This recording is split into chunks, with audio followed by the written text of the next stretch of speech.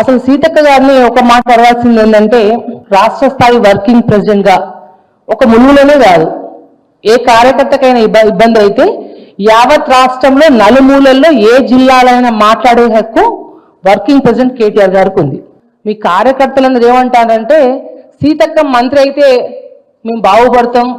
మాకేదో జరిగిపోతుందని చెప్పేసి మేము ఎంతో ఆశ పెట్టుకున్నామని చెప్పేసి